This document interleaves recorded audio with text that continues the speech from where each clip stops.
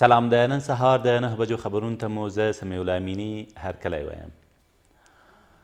د ملي دفاع وزارت سرپرست وایي روان کال شاید د افغان ځواکونو لپاره یو سخت کال وي او موږ باید دې ته چمتو واوسو. اسدالله خالد تېره ورځ په بلخ کې د قدس ملاتړ ماموریت لخوا په جوړه شوې ناسته کې چې د شمالي ولایتونو د امنیتي وضعیت د ارزونې په مخه جوړه شوې وضعیت کړه، افغان ځواکونه دا ځل د سیمې د له لاسه ورکولو له مخنیوي سربیره د دښمن مورچلې له منځه وړي او د دولت د حاکمیت لمنه پراخوي. ښاغلي خالد په ډاګه کړی چې د هیواد په شمال کې د امنیتي بنسټونو او ملکي رهبرۍ ستونزو ته یې پام دی او ډېر ژر به 218 قول اردو جوړه او پرانیستل شي.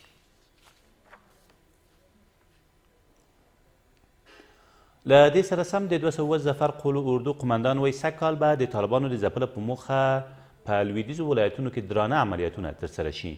نورالله قادري تېره ورځ په هرات کې د یادې قول اردو په انګړ کې زیاته کړه چې دمګړی افغان ځواکونه په بادغیس او فراه ولایتونو کې له طالبانو سره په جګړه لګیا دي. د هرات والي هم زیاتوي روانه جګړه د هیڅ چا په ګټه نه ده بلکې زیان یې افغان کورنیو ته رسیږي. په ورته وخت کې له جګړو یو شمېر تازه راستانه شوي سرتیري د سیمه ییزو ارګانونو د ولسي ملاتړ له لوري په نقدي توګه وستایل شول. اگر مردم با ما همکار باشه هیچ وقت ما دشمن کامیاب در اون منطقه نمیشه، همیشه ما سرفراز می باشیم، همیشه بالای دشمن ما حاکم می باشیم. طالبان شلم شکست ورکړی هر ولایتو کې پارا کې داس نورو جینو کې خاص شکست خوړلې بیا به ان شاء الله شکست خوریدو. ما همیشه دفاع میکنیم از افغانستان و هیچ وقت نمیمانیم که 18 سال ما زحماتی که در قبال دولت و وطن خود کشیدیم و هیچ سالی را از دست بدیم. در فصل بهار شما می‌بینید که فصلی که ما شما در داخل شدیم در این فصل هم ما پروگرام‌های بسیار وسیعی داریم که حملات‌های خالد 98 است. ایمیال بالفعل ما سر از این کار میکنیم، تامین امنیت داریم و پلانگذاریایی که به طرف انتخابات میریم ما هم کارهای خود میکنیم. طالبایی که در صفوف پایان هستند و در وطن هستند، خواهش مزروعی است که بالاخره برادرکشی و مسلمان کشی باید استاد شود.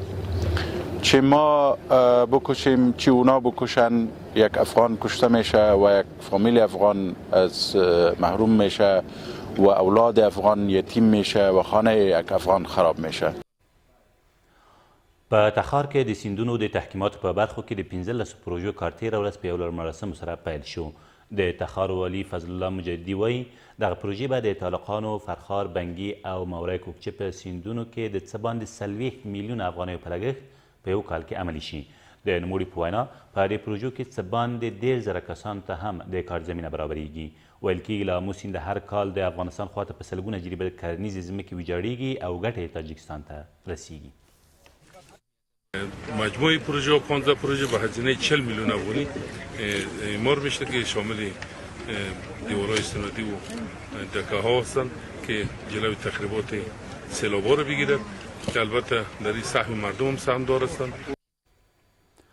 دوه کسان په ننګرهار کې د یوې اندازه نشهیي توکو د لیږد په تور د سرحدي ځواکونو لوري ونیول شول.